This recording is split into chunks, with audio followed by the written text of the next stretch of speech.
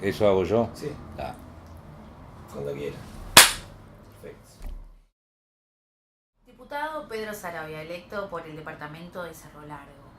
¿Cómo es la labor diaria de un diputado en su departamento? Se viven con mucha cercanía los problemas de la gente, ¿no? Sí, el diputado vive permanentemente atendiendo las problemáticas que se generan en el departamento. Naturalmente estamos acostumbrados a ser un poco, igual que el intendente, una puerta donde se golpea rápidamente ante cualquier circunstancia.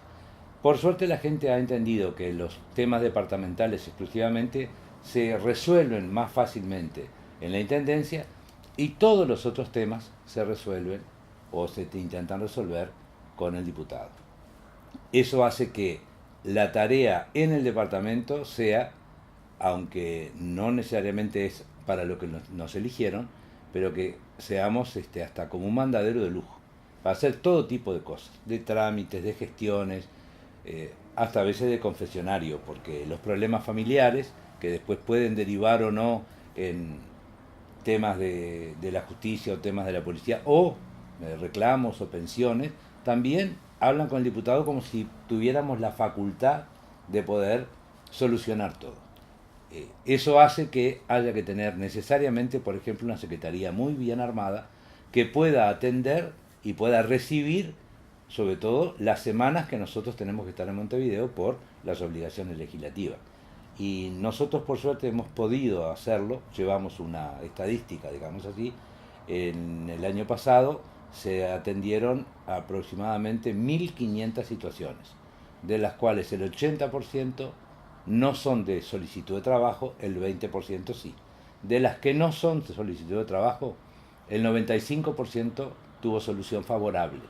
Hablando más de lo parlamentario, de los proyectos específicamente en los cuales usted está trabajando. Usted ha presentado un proyecto para la seguridad rural, proyecto que trabaja o trata más bien sobre la prevención y el castigo del abigeato. Sí, en realidad ese es un tema propio del interior del país. Eh, con motivo del abigeato, se nos planteó en la Junta Departamental y por la Agropecuaria de Cerro Largo la preocupación de que no había un marco legal que mejorara o protegiera de alguna manera mejor la situación que se está viviendo, que es un aumento creciente de la delincuencia en general, especialmente en el abigeato, porque es lo que, vamos a decir, condiciona por lo económico, porque las cifras del abigeato hoy en el país son centenares de millones de dólares, aunque parezca mentira y la gente no lo tenga claro. Pero a ese proyecto le tuvimos que agregar algunas otras cosas, como por ejemplo la legítima defensa en un concepto más ampliado para la gente que vive en el campo. Porque si uno tiene un problema en la ciudad y tiene la oportunidad de llamar al 911, rápidamente, póngale que en el peor de los casos en 5 o 8 minutos te tiene la asistencia policial. Llame desde campaña a 40 kilómetros de una comisaría. Lo primero que hay que ver si hay vehículo, después si tienen combustible y después si pueden ir.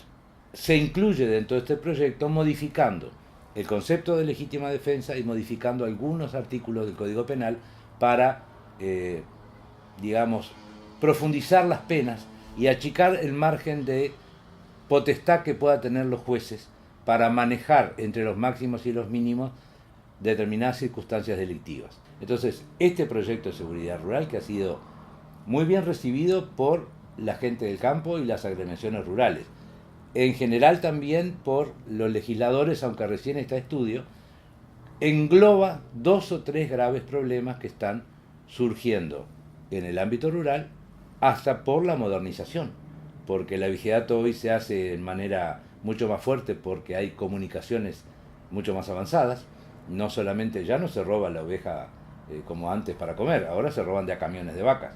Y entonces estamos hablando de cifras mucho más grandes. Y también modificamos una parte documental e incluimos en las responsables a todos aquellos que intervienen en la intermediación de la compraventa de animales y de granos, porque hoy, sobre todo en la parte de animales, hay un control con las caravanas individualizando uno por uno los animales. Entonces, si yo quiero vender en tal lugar, tengo que enviar con el documento para la venta el número de las caravanas de los animales.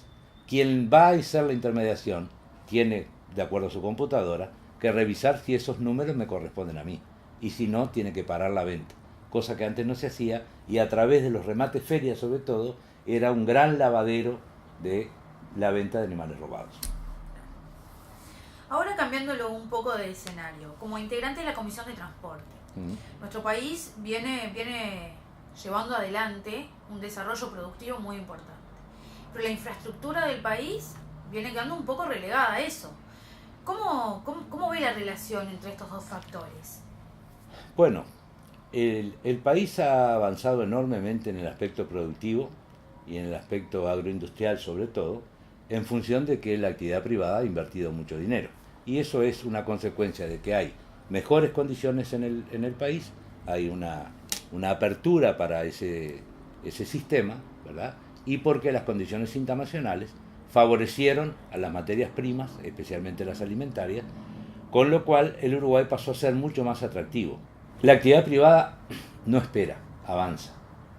El Estado, que tiene que generar las condiciones, entre ellas la infraestructura, naturalmente se quedó. Entonces hoy tenemos un grave conflicto entre la capacidad de producción, la producción verdadera y la capacidad de despacho de esa producción, que es la movilización a través de las carreteras y de los puertos, que están claramente atrasados. Los puertos están totalmente atorados, tenemos los problemas de los canales que no permiten sacar los barcos completamente cargados. Las carreteras es lo mismo, están deshechas en todos lados. La propuesta que tiene para este quinquenio el Ministerio de Transporte es absolutamente insuficiente y se juega a una cosa que no le está dando resultado, que es a la inversión público-privada, las famosas PPP, que hacen o permiten que el Estado dé en concesión determinadas, por ejemplo, carreteras. Pero ¿cuáles son aquellas que van a funcionar? Las que tienen más tránsito. Las que no tienen tanto tránsito no van a tener esa inversión privada a largo plazo. Y en muchos casos ya no es solo un problema de que no tengamos capacidad para trasladar el producto. Estamos creando verdaderos rutas de la muerte, porque hay accidentes de todo tipo y lamentablemente se pierden muchas vidas. Pero la mayoría de los aeródromos que se pretenden cerrar son aquellos que cumplen tareas relacionadas directamente o en su mayor volumen con la producción, no con el pasajero ni con el turismo.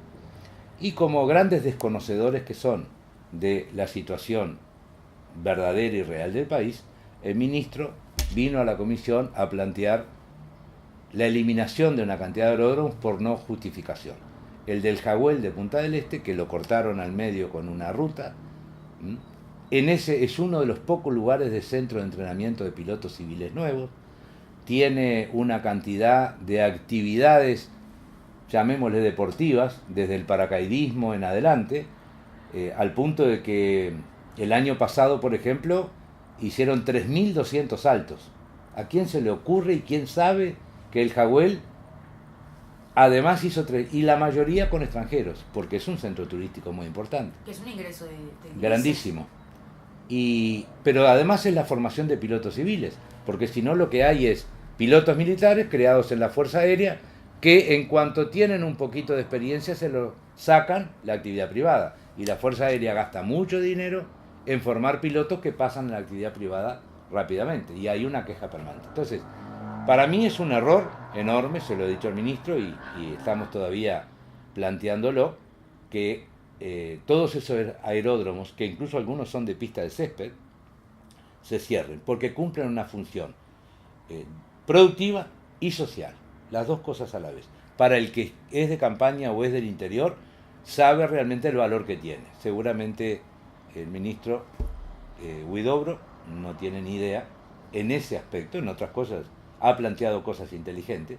Entonces yo no estoy de acuerdo con esta política de eliminar los aeródromos, estoy de acuerdo con una política que permita tranquilamente que quien tiene capacidad para tener un aeródromo, manejarlo o darle ejecución, lo haga.